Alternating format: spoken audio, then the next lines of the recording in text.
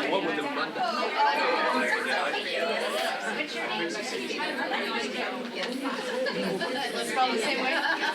So you wanted to know how it went.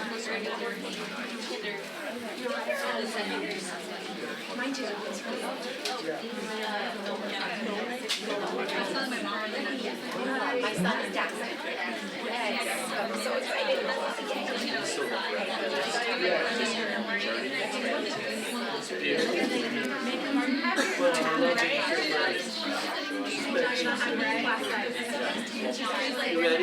Yes.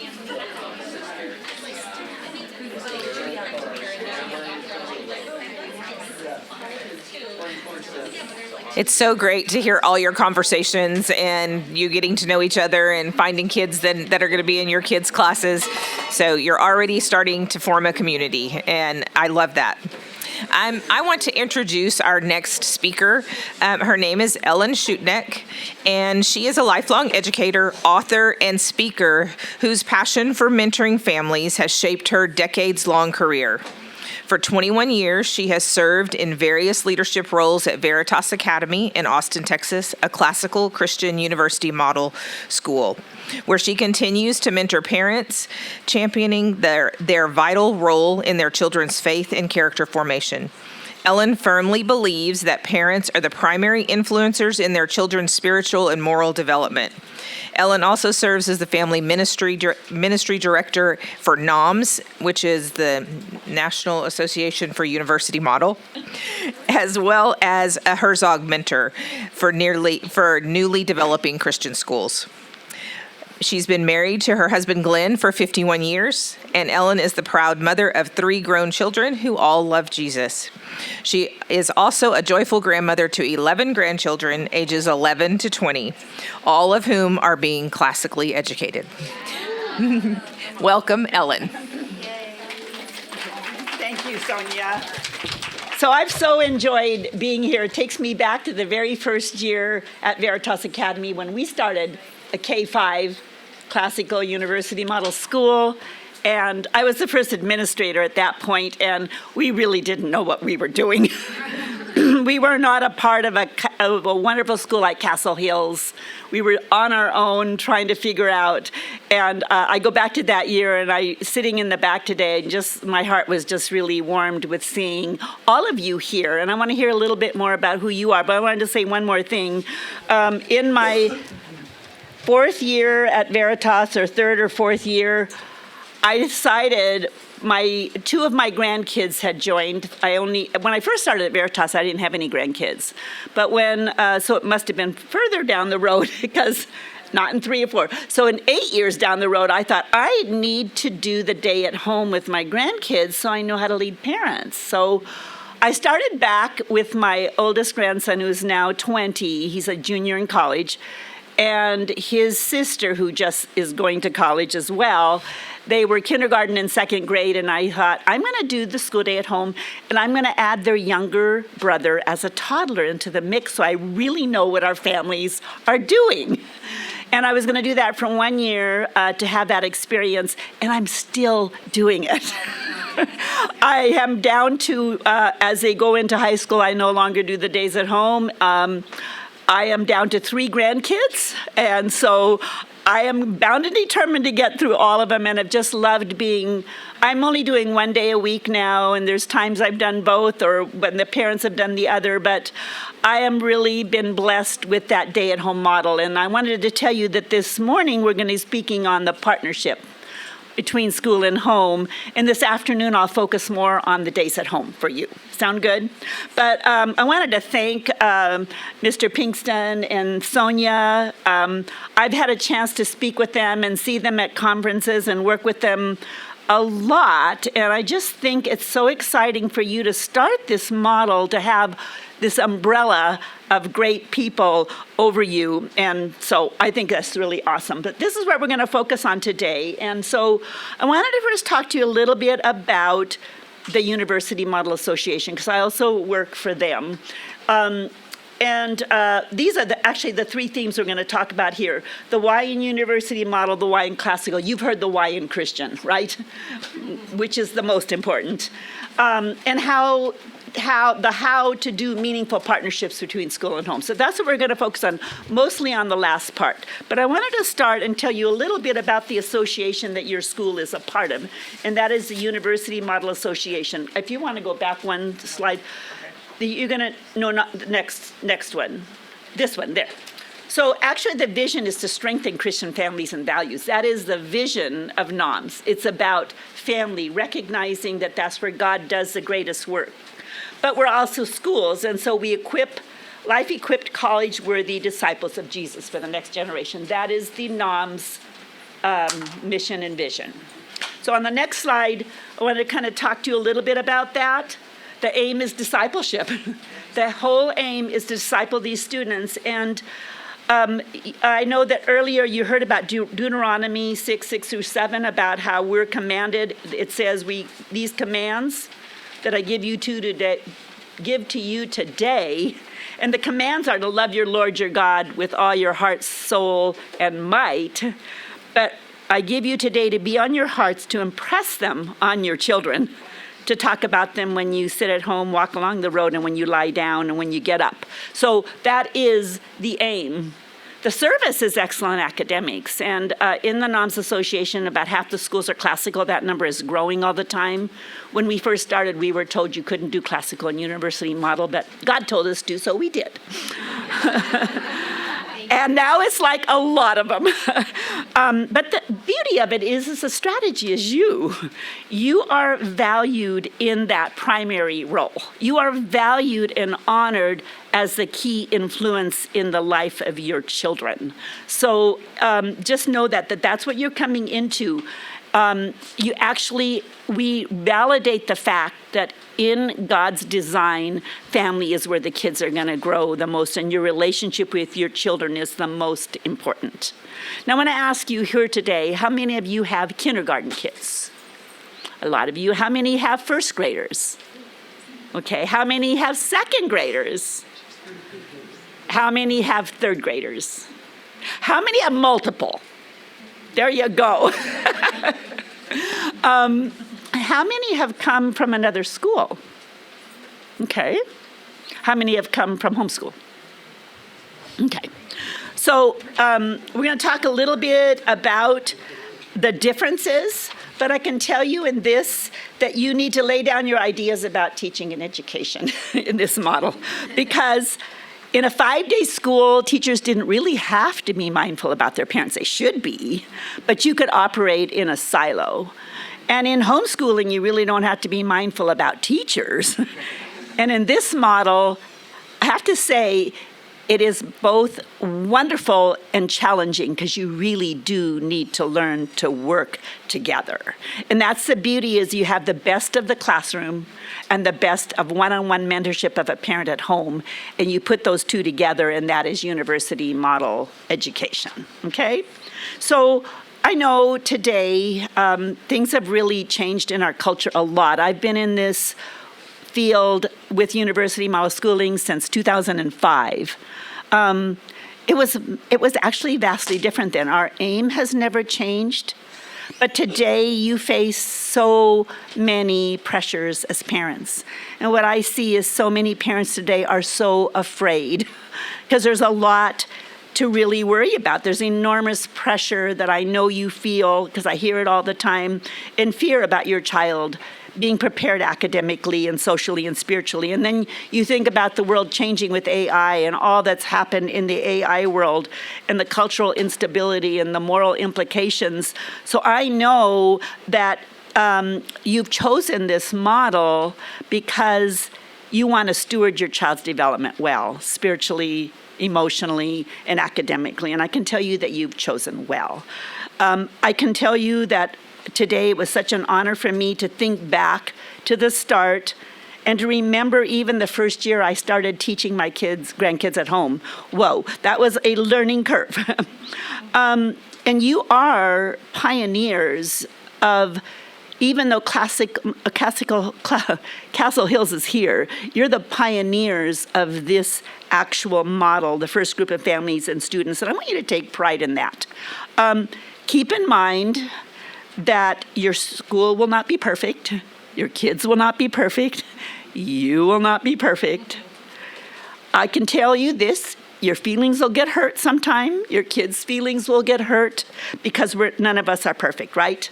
I remember in that first year, I had this one mom who came all the time with these complaints and concerns, and she just kept coming at us, and I kept thinking, what is wrong? Finally, in the spring, she came to me and she says, I thought when I entered this model, I was entering something perfect. And she says, I've had to realize that it may be this wonderful model, but we're all imperfect people getting together. And that kind of settled her. She realized that no, things will never be perfect. I'm sure they're not perfect at Castle Hills or any place, but that's the beauty of this, is that we can still be united even when we disagree and things happen. And I can tell you, I've had a chance to get to know Mr. Pinkston and Sonia, and just how much work, and your board, how much work they put behind this launch, and all the prayer for months upon months that have gone into this. You are entering a really, really good place. And here's what I want to encourage you with. Whether you're a teacher here or a parent, I am confident you all felt a call from God to come, correct? That you have a story about how God called you here. For me, we raised our kids in Oregon, and we wound up in Texas, and I had no idea it was to do this model, but that's what happened. That's a crazy story, too. But I want to encourage you, when things are challenging and confusing, and they will be at times this year, to press into that call. Press into the fact that when you hit a rough patch, that God called you here for a purpose. When I first came to Veritas back in 2005, I came from a background of academics, and I said I was never going to step foot into a school again. And then I wound up at Veritas. I gave them 2 years, and I'm still there. Because I know it's a call on God has given me this call, and I absolutely love it. So there's something uniquely powerful about this model. I just want you to press in the fact that God's called you here, okay? So, okay, I'm going to spend a little bit of time on classical. You're going to hear a lot about that this week. I'm grateful that your teachers have a classical background, so I don't need to say much, but I want to say this. It is the formation of the whole child in wisdom and virtue, so that the students will know truth, they will do good, and they will love what is beautiful, okay? It really boils down to those three things, because they encompass everything. Progressive education really is about kids developing the skills and the competencies to enter college and the workforce and the changing world. And we believe that students are best set to flourish if they're grounded as a virtuous person who glorifies God as they're also learning these skills. So you're going to hear a lot about virtue, which is really the foundation, because that is where it comes out. And Mr. Pinkston has talked so much about that. So I'm going to move a little bit to the next slide. I noticed on your walls in your rooms, you have the virtues posted, which I believe did come from Veritas, because these are the things. Mr. Pinkston mentioned habits. You're habit trainers. You really are. You will need to look at that long-term goal to glorify God. Consider the habits that your children need. And they'll all be different. They're going to have different strengths and weaknesses. You're going to see that at home. And then put into practice habits that form the virtues they need to get there. And I'm just going to quickly just mention these, because these are the 4 cardinal virtues, time-tested. There's also the theological ones, but Prudence is really knowing to do what's right and choosing right when you need to do it. And you can so guide your students. They need to stop and think before they act and consider the consequences, correct? And there's temperance, which is really self-control, a fruit of the Spirit that they learn to govern themselves. They learn to wait in lines. They learn to limit screen time. They learn to control anger, and they learn to resist impulsive choices. There's so many ways that we can teach them these. And justice is considering others above yourself, giving others what's rightly due. So a child is willing to be truthful, to keep promises, to be responsible, to treat others fairly, and finally fortitude, embracing challenges with courage. So much about this we can take place in the days at home when the child is practicing finishing hard assignments. I would tell you, when you're thinking about your kids at home, to assess habits over grades more. Assess their habits. That's what will set them up for success down the road, okay? Then there's, of course, on the next slide is the theological virtues, which are the foundation, okay? There is nothing you can do apart from these. Faith, hope, and love are the three theological virtues. And I'm going to talk to you a little bit about hope moving forward, because I think it's one that we need to press into. You know, I've read a list of qualities that the AI world is going to, the world your kids are entering into, they need the qualities that AI cannot have, and they have to do with the virtues and in being a person with emotional intelligence and the ability to relate. So these are the things that are going to set them up to really, really flourish in the future work world, because those are the things that AI cannot do. So we're going to move now to how to build a meaningful partnership, and I'm going to start with the word trust, okay? I know how fearful parents are. I know how much you want your children to do well and for life to go well for them and for them not to have bad things happen to them, right? And so I'm going to encourage you to trust this process and trust the people God has brought together in this process. And that's going to start, and you're going to hear a lot about that this week, that you are clarifying the roles. This is a school. Your school sets the curriculum. Your school sets the pacing. Your school sets the deadlines. That is their role, because we're not a co-op, okay? You are entering into a 5-day school where you get to do part of it, right? But the academics are directed by the school. And so the load is shared. Trust each other to do their part and be faithful in yours. One of the biggest problems we had in the beginning years is our teachers still wanted to do it all, okay? And so we had to remember that we can't do 5 days of school in 2.5 days, right? So you have to be able to share and figure out how to share that load. And I know that you'll be talking a lot about that this week. But you need to value both sides and understand what that looks like. And secondly, keeping in mind that it's a partnership, it's not opposition. And that's what I've seen that can happen so easily in schools. It becomes us versus them. We're not in opposition. When concerns arise, I would encourage you that trust grows with the mindset of we're on the same team. Okay, we are on the same team. And foster a culture of shared responsibility. And I'm not talking about academics right now, which you will be doing that too. You're sharing the load. But shared responsibility when your kids mess up and there's problems, and they will, I promise you. When a student struggles, we need to learn to ask, how do we help this child grow rather than who's at fault, okay? How do we help this child grow? It's so important in this that we are able to listen and be humble and hear each other in the process. Now I want to go to the next slide. Something I've really been thinking about a lot is the theologic or the cardinal virtue or the theological virtue of hope. And you may be wondering why. and also on joy.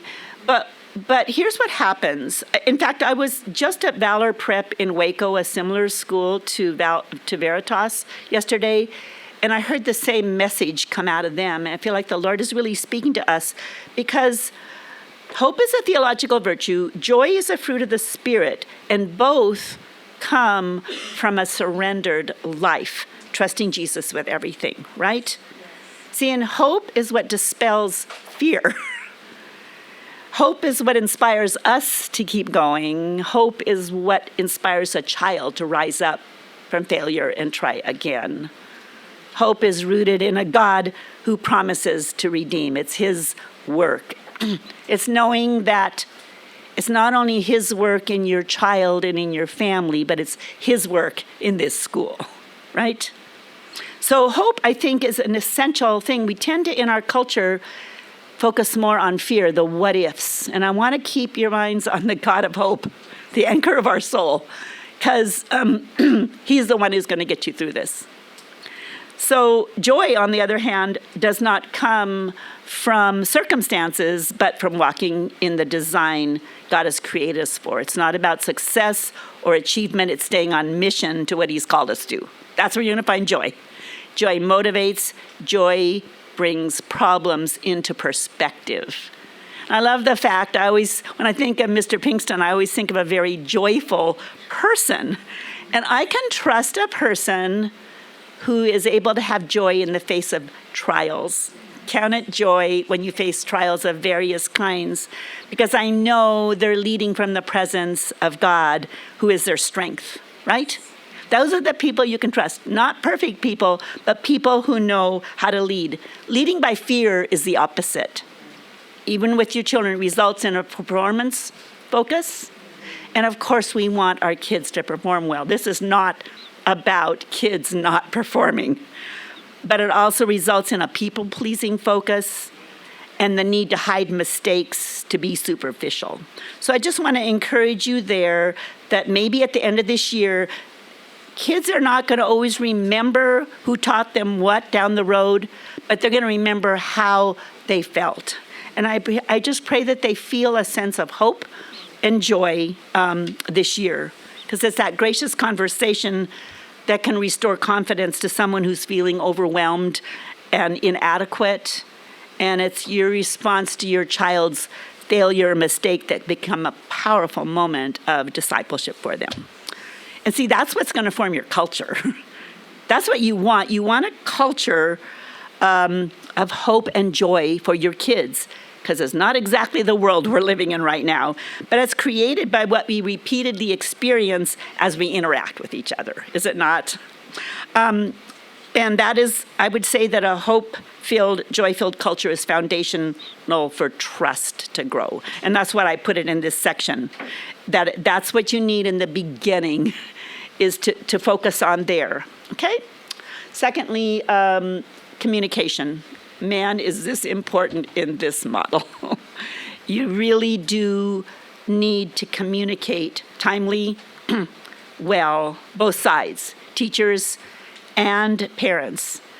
For the teachers, when communication is unclear or sparse, parents are going to fill in the gaps with worry and assumptions or frustration. But when communication is proactive, parents are more likely to offer grace, patience, and support, because communication builds trust. And parents, you need to be communicating how things are going at home, both the successes and the frustrations. You use your teachers. If your child is unwilling to work, you can let them know, hey, I'm going to talk to your teacher because she's over the school academics and she needs to know what's going on. Make sure you're communicating. If your child is not doing what they're supposed to at home, that doesn't mean you're failing. We just need to be working together to encourage them. So, really important that you maintain connection with each other during difficulty. And I think in this world today, it's really easy to go sideways. It's really easy to share our frustrations sideways, and you need to make sure that your children see you modeling healthy conflict resolution. They need to learn that, to maintain connection with each other, even during correction, even when you disagree. Like I said earlier, everyone's going to get their feelings hurt. Parents, you're going to see things from the viewpoint of your child's fears, their pain, their upsetness. Teachers are going to see how they behave at school. And you need to be able to bring those two perspectives together, okay? So you need to shift your perspective. The goal is not to win an argument or prove a point. Your kids are going to learn so much in how you handle this and how you speak about each other. And they're going to watch us when our emotions are high and listen carefully. They need to see true reconciliation taking place, right? We're ambassadors of reconciliation according to the scriptures. And our kids need to see that in a world where you often do not see that take place, right? That will equip them for their future. Go to the person. Go, like Mr. Pinkson was saying, go directly to the person and refrain from gossip. But I want to say this. I've also learned we cannot just slap Matthew 18 down every time there's a conflict because it can shut down conversation. If you have an issue, go to Mrs. Vickery or whoever it is if you need some counsel first. You may not see the perspective clearly, and it is okay to seek godly counsel. Always with the mind that you're reconciling with the person that you might have a dispute with. And you can imagine in this model, there's more opportunity for dispute because you're partnering together, right? So that's what happens. And you need to make sure you're listening well and carefully and seeking to understand. You can understand someone and still disagree, right? I've learned when I meet with a parent, and I meet with a lot of parents in a mentorship position, and I've learned this. I always ask the Lord to give me his eyes for the family, to help me see what they're afraid of, help me understand them before I speak, and then I listen for a long time. And I just want to hear what the Spirit is saying, because it's not my perspective that matters, it's really God's perspective. And you might be wondering that this all takes a lot of time, all this communication and stuff. I can tell you it'll save you time. It will take care of a lot of problems by simply choosing to be good communicators. So 3, my next point on healthy, yeah, go ahead. No, go one more. Yeah, there you go. Okay, teachers, I just want to say this to you, recognizing that the days at home can be challenging. And we want to make sure that the days of home are valuable and very good. And I'm going to talk more about this in the next session. But I find today that there's more families where both parents work. How many in here are members where you both work in the family? You don't have, are you guys, any of you parents out there, both parents work to some degree, or you have part-time jobs? Yeah. So you have other things in your life. Larger families, how many in here have 3 kids in the model? Anybody? Yeah, okay. I understand that fully. I've taught as many as 5 of my grandkids at a time, and man, it can be really challenging.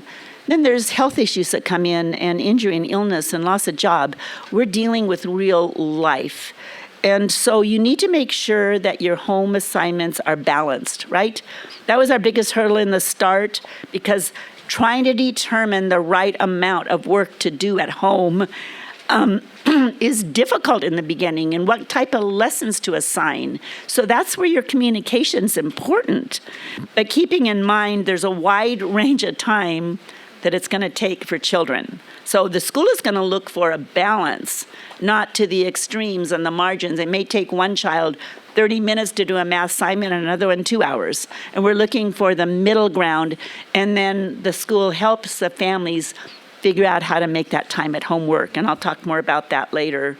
But also there's the need to keep the classical pedagogy in mind, that you're not just getting worksheets, but you're doing those things that allow time for contemplation, to make the student think. It's a different style of academics. It's not just this checklist of worksheets that you're getting through.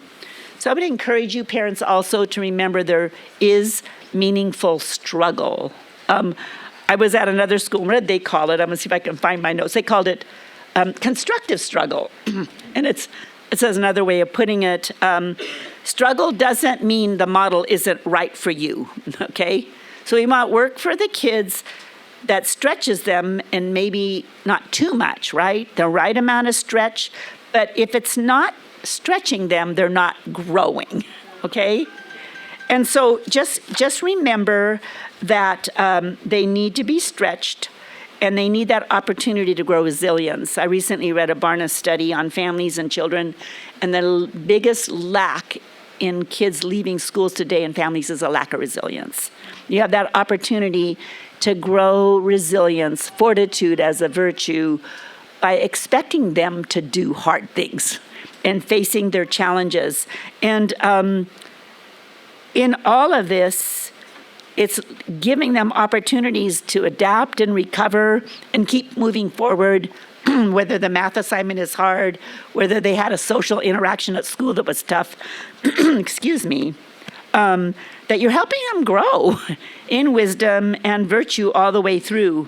I just want to remind you again that the grade is temporary, and really the person they're becoming is eternal, okay? The grade is temporary. So for that reason, you want to focus on the process, those habits, character over performance. We're not here just to inform the minds, we're here to form their hearts. And I can say that truth never reaches the heart. The truth that never reaches the heart isn't going to change their life. It's not just about what we're filling their minds with.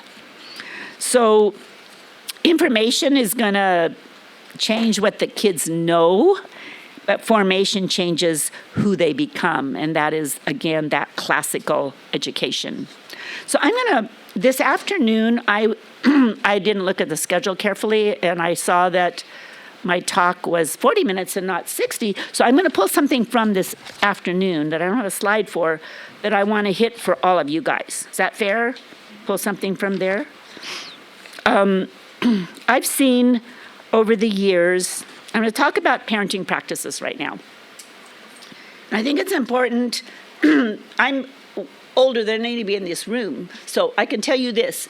There's always been this eternal search for the right way to parent kids. There just has been. And there's so much information out there. I'm really good with my hands here. But the pendulum tends to swing to extremes. In the 50s, 60s, it was really do as I say, type authoritative approach. And out of that, in the 70s and 80s, became this permissive form of education that was very child-centered. And then out of that, in the Christian world, there was a reaction against the permissiveness. And in the 90s, you had more of a strict, legalistic type parenting coming back in. The biggest extreme that I have read about had to do with, how many have heard of Ruby Franke and Jody Hildebrand and their form of parenting that they were promoting? They had a huge following, 2 Mormon women. They had a huge following. Millions of people followed them. And they're in jail today for child abuse, right?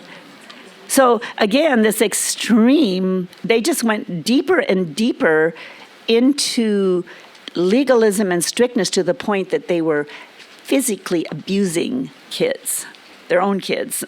It's really a sad story if you read about it.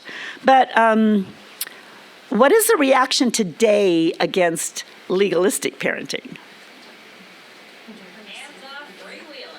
And it's called gentle parenting, right?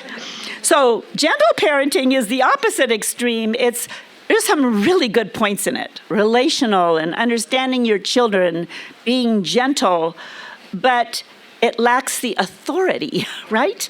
So I want to encourage you with this, that we need to land on biblical parenting, which is about both grace and truth, right? It has to be both. Jesus came to us in grace and truth. We need to hold kids to standards in loving ways. So see, legalism emphasizes rules and control, but without relationship. It produces kids who might know the rules, but they may not know God's heart. Permissiveness emphasizes relationship without enough guidance. Children may be loved, but they may not learn wisdom. And I'm going to encourage you with these two words. Biblical parenting is about both warmth and authority. Kind of call it gently strong parenting. And that's a kind of parenting that reflects God's character, full of truth and grace. Because warmth without authority creates chaos. But authority without warmth creates resentment. Okay? So I just want to keep that in mind, that all the way through this, you have such an opportunity, both at school and at home, to build up a culture of what kids need on both sides of it, right? So there's my little segue on that. Next, I want to talk to you about responsibility. I want to show you, oh, that's the wrong slide. She looks really sad. That's the wrong slide too. Go back the other way. Back the other way. You're going forward. Am I missing a slide here? Huh. Okay, well, I'll talk to you about it anyway. All the way through, whether your child is in kindergarten until they graduate, and I hope this is a journey that lasts for you, you are slowly letting go of responsibility for your child. When they're born, you're fully responsible, right? When they leave, they need to be fully responsible. And it's a slow process of letting go all the way through, okay? And you start when they're little. You look for ways for them to be responsible, right? You look for ways. Oh, I know what's wrong. I went back. I skipped sections because I was in the wrong one here. Now I know what I'm doing. Hold on.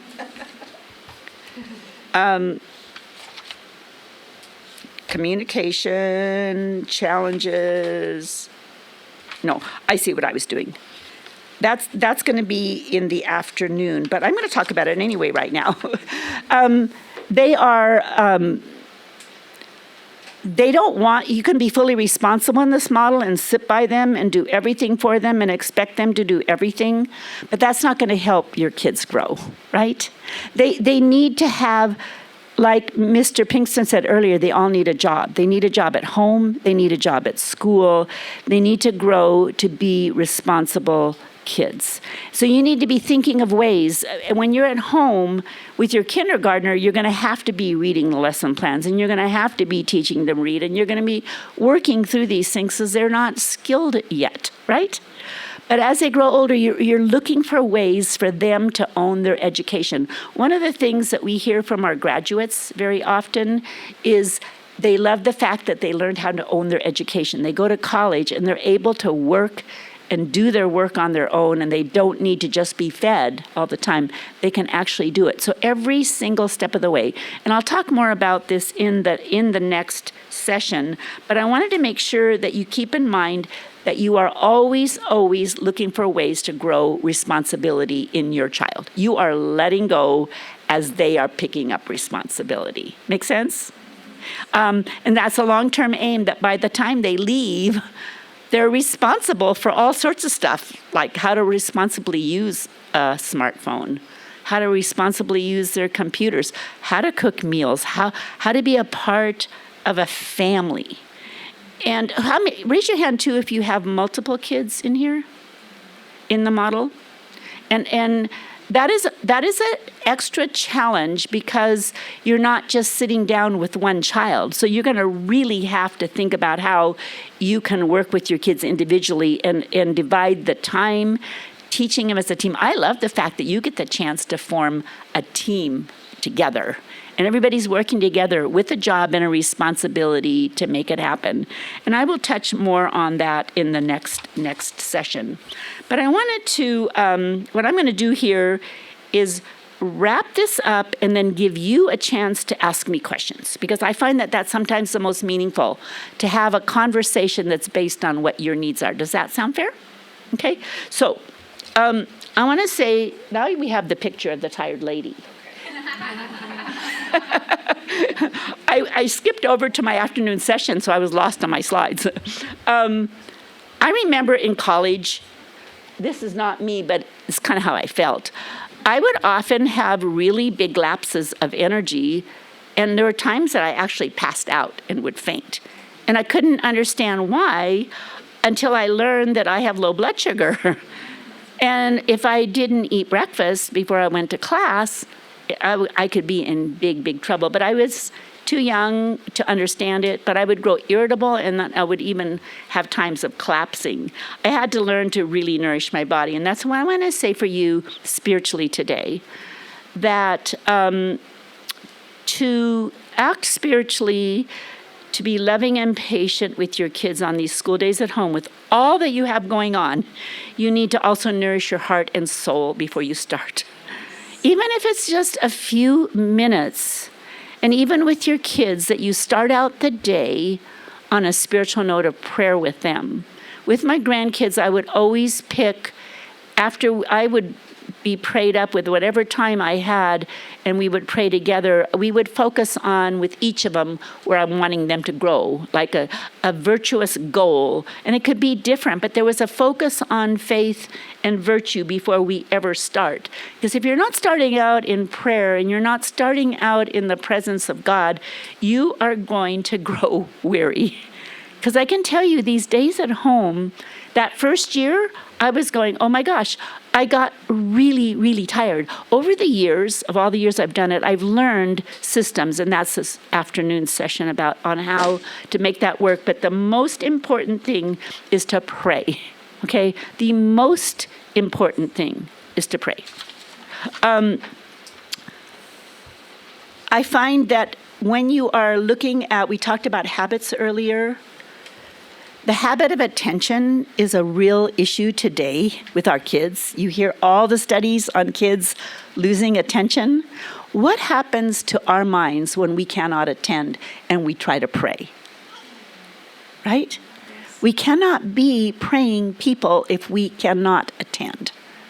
So always thinking of ways that you can grow attention in your kids so that they can be praying people. And the beauty of a classical education is it includes narration. Narration is expecting the kids to narrate back to you what they hear. That makes them have to listen. So no matter what you're doing, if you're giving instruction, if you're reading a story, you're reading a lesson, asking them, what is it that you heard? Tell me a summary of what we just talked about. What did you hear me ask you to do? Expect your kids to attend to what you're saying.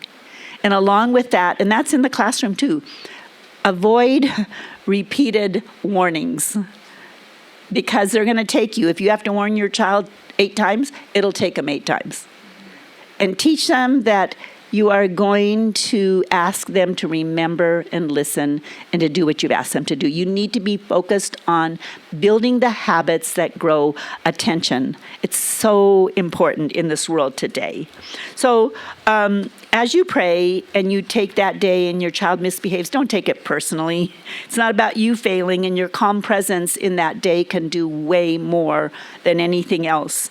So you want to acknowledge the Lord in all that you do and keep yourself, and you're going to have that ability to really disciple their hearts more. I just have learned that through the years, that if I can stay in the presence of God, the day goes well. But if I get derailed, it's really often my own fault because I've forgotten to do that. Do you know that in this model, you're going to grow more than your child? You're going to learn a whole lot, and so are they, and you're going to grow a lot. But that's the beauty of this model of education. So I wanted to show you, Mr. Pinkston has been faithfully praying for, this is my oldest daughter here. He is really tall. He's 15, but he's not quite, he's about the same height as the other ones.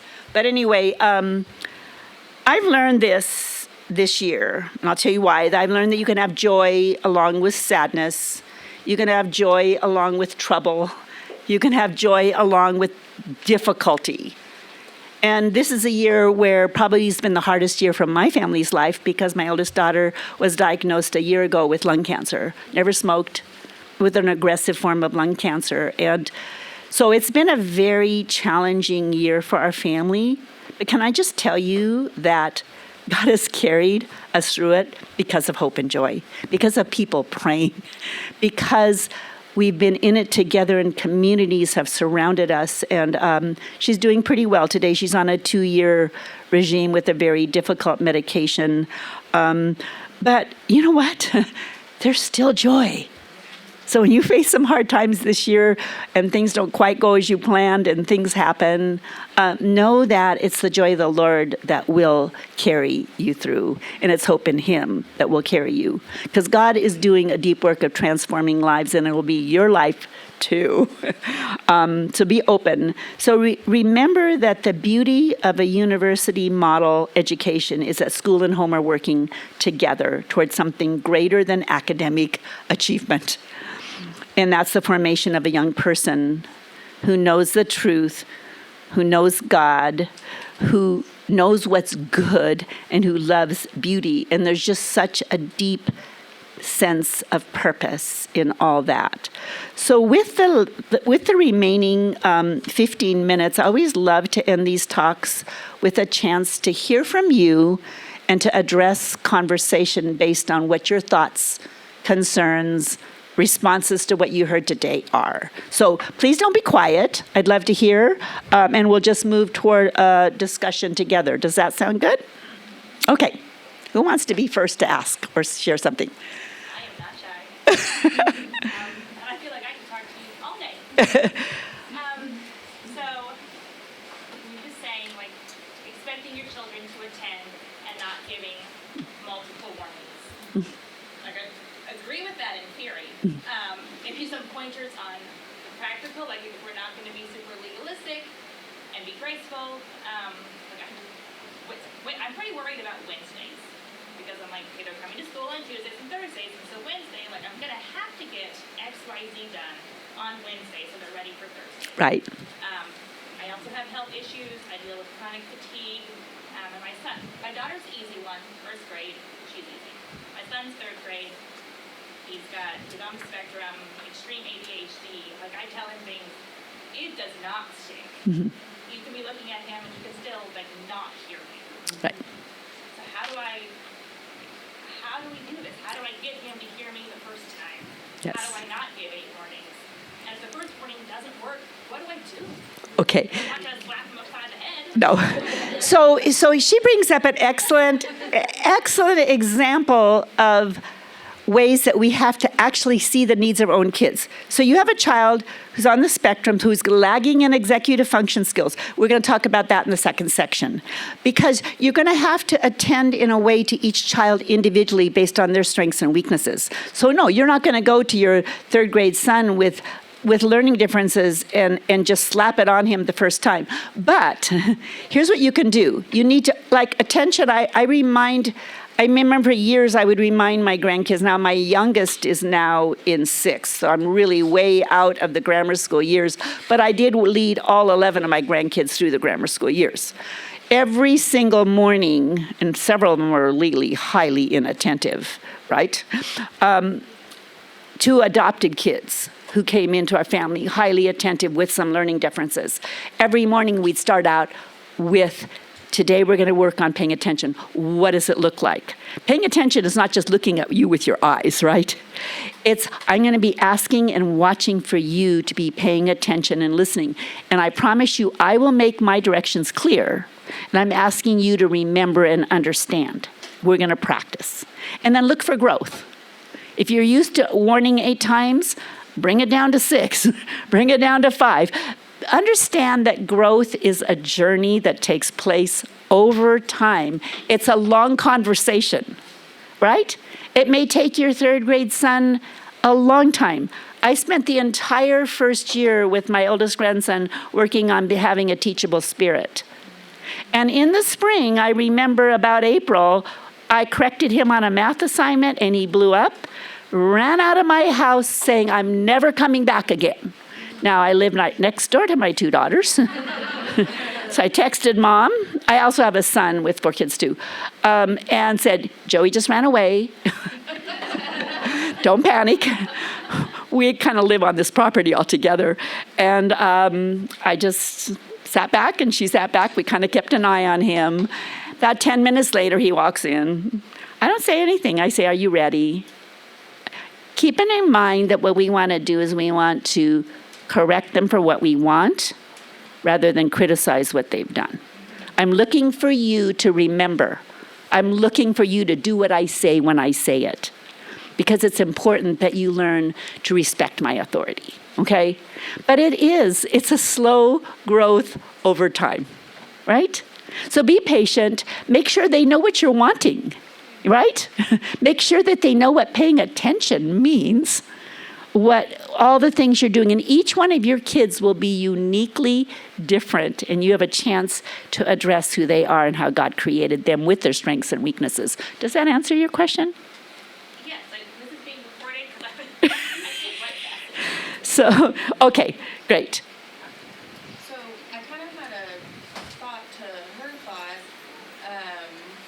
because my initial question was like, I know that we're going to do group meetings, so we'll get to know each other, and like I have a daughter going into third and a daughter going into fourth, and so my thought was like, oh well, maybe on some days we can have, let's meet at the apartment library or whatever, and let's work together. But to that thought, like you have health issues, I have 4 kids, it's like maybe one day when we get to know each other and it's like, hey, I need you, or can you please do this lesson today, and then next week I can take your child and do this, like, is that something that if the parents or a few of us would be willing to do, where we could kind of work together with the kids? So- or does it always need to be the parent directly working with their child? It's such a good question, and I don't know what Castle Hills is going to say. We allow it at our school because we have families who live by each other, have multiple kids, they trade off. There's many times in my day that people would say, hey, can my son join you or my daughter for this lesson or for part of the day? There's doctor's appointments, there's health issues. The point is you are the primary discipler and you're trusting another mom. We are a community together, and of course, that's, okay, so. And at my school, prior to this, the kindergarten class in particular, I always remember they would meet up at the park to do handwriting almost every week. And so several of the moms would all get together at the park. They would do their handwriting, and then they would have time at the park with the kids. Absolutely. I mean, be a community. I heard you mention that earlier. Support each other. Share what's going on. That doesn't mean you're not doing your role. You're still making sure. The point is this: you want to make sure that you do the lessons the school has asked you to do. And it's going to look different for different kids, but be each other's support structure in this. Right. Good question. Also, going along with this, wondering what kinds of rewards or incentives did you give kids when they did listen the first time and you were like, yay, you did it? Oh, I love your question. So what kind of incentives did we give? So first of all, I want to tell you that you do want to be careful how much you bribe with rewards and threats because kids figure out how to get around them. They wait for that. So what I did now I have more freedom with my grandkids than you parents do because grandparents could do things differently. But what worked for me the best, actually, and I'm going to talk to you about puffballs because my 7th grade grandkids asked me to do it again this year, and I thought, you still want me to do this? I had a jar out with different colored puffballs, and I'd say, I'm looking for you today to be respectful and work really hard and be diligent, whatever I was looking for. With one of I had 2 7th grade kids last year. One of them was on task, diligent, perfectionist type, which is another trap we can talk about later. And the other one was the opposite. So one needed to really be able to admit her mistakes because she didn't like to make mistakes. The other one needed to try harder not to make mistakes. So whatever the goal was for each child, when I saw it happening, I'd say, here's a puffball. And when the puffball's done, we would plan some fun event to do together. The other thing I did last year, and I don't think I would recommend this, but as a grandparent, I did it. I told my grandkids last year in the fall, I said, okay, this year I'm going to give you each your own jar. And when I see you, it was always the thing was we were going to do our work diligently with a good attitude, but then the individual goals I would give them. that do your work diligently with a good attitude, we give them $1 in their jar, and if they did something along their individual goal, they got another one. Oh my gosh, I spent so much money. But my intention was to give them money to buy Christmas presents for other people. So it was all semester they were working on raising money to give. That kind of broke my bank. But the kids loved it. So anyway, I did try that, but I would tell you have incentives that aren't, if you do this, I will. It's that it's random. Kids are more likely to rise up and perform when they don't know when they're going to get, when they know you're just looking for it. You will grow what you pay attention to.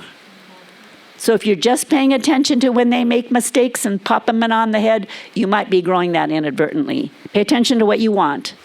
Pay attention to the behavior you're looking for, and that's correction versus criticism. Okay? Yeah, along those lines a little bit, do you recommend something like a red, yellow, green system, or how do you feel about that behavior-based system? You know, sometimes in the classroom it can work well, but you have to remember, particularly when they're little, it can work, right?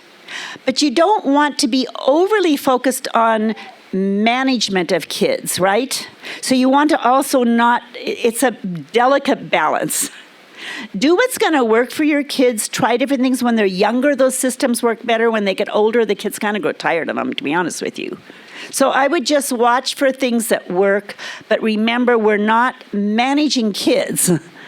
We're really forming their hearts to be willing to choose what's right, and that's prudence, right? So a balance. Sorry, lost my thought. But to that point, it just made me think, so I have kids, I have a 16-year-old, 10-year-old, 8-year-old, and a 4-year-old. So, and every kid is different. Once I figure out with one kid, I'm like, I got this down. And then the next kid rolls around and I'm like, don't know what I'm doing. So I noticed sometimes with the older kids, and I've had to let go of the reins, especially with my 4th grader, like this past year, it was like, okay, we're gonna sit down and do your homework, and there would be tears and arguments and all this stuff, and it was just got to a point where I said, you know what, there's only so much I can do. You're 10 years old now. You know the consequences of your actions. If she would wait till the last minute to do, you know, oh my gosh, I forgot I have to read, and I'm like, well, you are going to have to suffer the consequences of what happens. And that was super hard for me because, of course, I wanted to be like, okay, well, let me just sit here and read this to you for 45 minutes. But I got to the point where I feel like I was doing her a disservice. Right. So she had to suffer the consequences of going to school the next day, not having her homework Right. done, not having her reading passage done.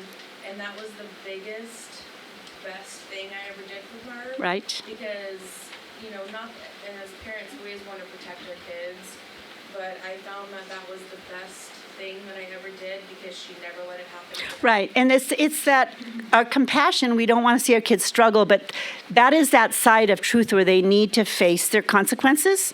So I'm going to end on a story that backs you up on that. When my now 8th grade granddaughter was in kindergarten, she was a one of 4. And she was the 3rd in line of 4 kids in her family, and they would be heading to our school in the mornings, and she would be on a bedroom floor with no clothes on, refusing to get dressed. So that was a real problem, and so Elisa called me, her mom, and said, Mom, I don't even know what to do. I cannot get out the door because she's always naked, okay? So we formulated a plan. We wrapped her in her robe, put her uniform in her bag. I was driving them to school that day. Went to school. We texted the teacher and said, Alma's going to be late. Please do not be nice to her. She's going to be late because she chose not to get dressed. So Alma's going in the car. She's in her robe and wondering what in the world. I say nothing to her. Take her out of the car. She walks with me wondering what is going on. I say, here's your bag of clothes. And she's just like, she goes, well, what do I do? I said, I don't know. You didn't get dressed at home, so what are you going to do now? Okay, so fortunately for me, we were in 2 churches at that time, and I was at this desk, and the bathrooms were across the hall, and I said, well, I guess you could go in the bathroom and get dressed if you wanted. I said, I'm really busy right now. I don't have time to help you anymore. And so it takes her a while to figure out how to get dressed. She comes out. She doesn't have her shoes tied. I said, well, what are you going to do now? She says, well, would you tie my shoes? I said, sure. So I tie her shoes. We walked out of the hall. It was perfect. The teacher was not. She was like, Alma, why are you late? And I said, Alma, you need to tell the truth. So Alma told the truth. The teacher says, well, I really don't want to see that happen again. And you know what? It took care of the problem. So there is a side where it is so important, back to the truth and grace, that you hold your kids to a standard, but you think of ways where they're facing the consequences and you're still there. You're still scaffolding and supporting them and doing what you can, right? So this afternoon, we're going to talk about those days at home. We're going to talk about the individual kids, and we're going to talk about ways to help your days at home flourish. But I think it's probably time to close. Yeah. So let's go ahead and break for lunch.